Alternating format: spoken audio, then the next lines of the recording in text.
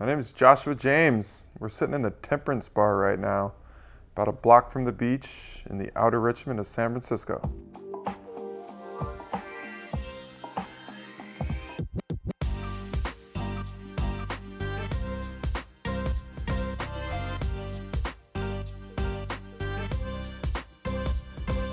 The whole reason I opened up this cafe like 9 months into COVID was to build the largest non-alcoholic beverage selection in the country. That was the first year. In the second year, it was about building a selection of beverages that are the best of the best to come out in this new market, in this new category. It's the biggest trend in bars and restaurants right now. They're having to include non-alcoholic beverage options like beers and wines and cocktails. There's tens of millions of people that recently started drinking less or aren't drinking at all. And over 1,000 startups of these companies came out really quickly.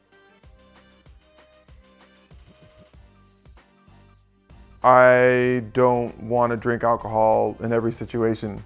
That's kind of been the default in society for many, many generations. And then all of a sudden, it shifted. Millennials are driving it, but Gen Z is not drinking nearly as much as any generation before them.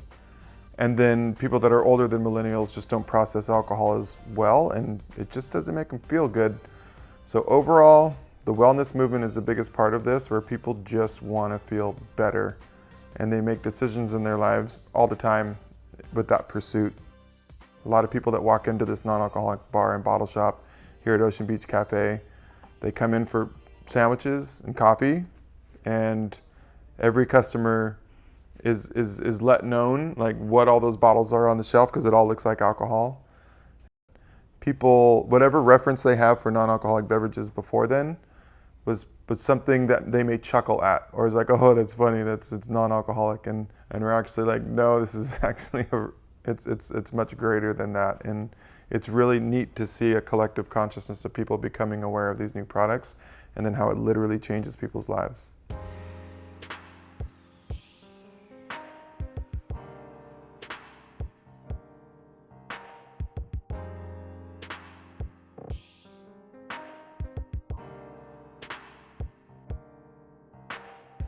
I've been a beverage geek for a long time. I chose bartending as a career about 17 years ago, and I'm of the personality. I just wants to try as many things in this world as I can, and that's fun for me.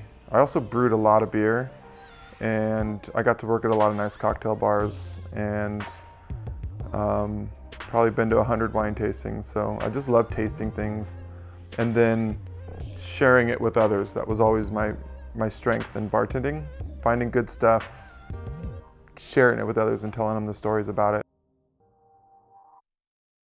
At like 37, I had stopped drinking for 2 weeks at a time, 3 weeks at a time, a bunch of times, 34, 35, 36, 37, and late 37, it was December of 2019, I was like, I'm taking a whole year off drinking. Let's see what happens.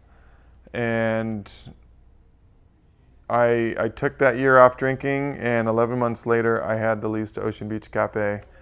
I was also reviewing non-alcoholic beverages online as Josh the Non-Alcoholic on YouTube and Instagram.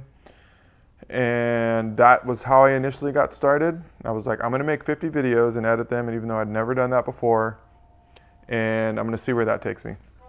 About 30 videos into that, I had walked into this deli at the time that was a week away from permanently closing. And the guy was like, you want to buy the place? And I was like, sure, how much?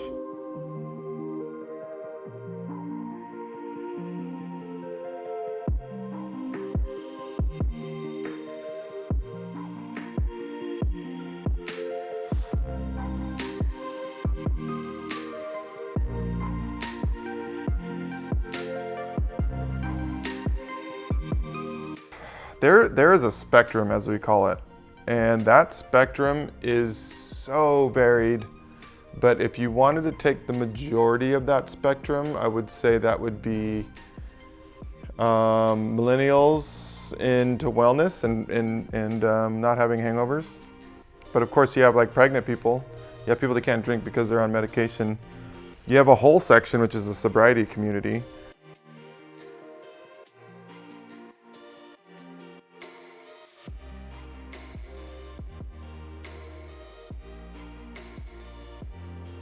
Yeah, staffing, inflation, supply chain, COVID, just all of it. It's like everything's stacked against you in a cafe. We sell a lot of sandwiches and coffee, and they're great. And it's just to keep all that going is a lot of work. And we got 5 rock stars on the team right now. I'm so stoked.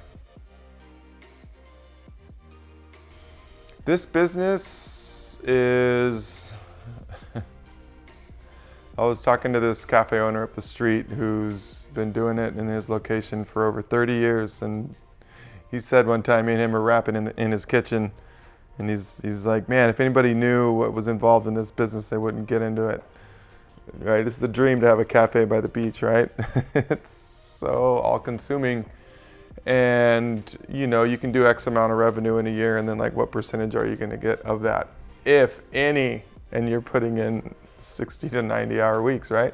So the most challenging part, I think, and it goes for any business, I believe, is your mindset, is keeping it on. Like you have to keep your brain and your mindset to be in a good place so you can keep going. This kind of business is about something that you're passionate about and what gets you up in the morning. And that was going to be different for me than it would be another cafe owner.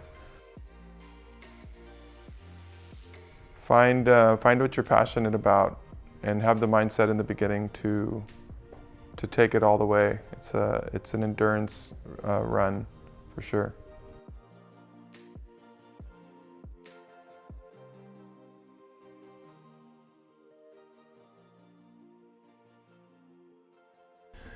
The most rewarding part, I would say, there's a compliment that we get sometimes, and it's, thank you so much for doing this.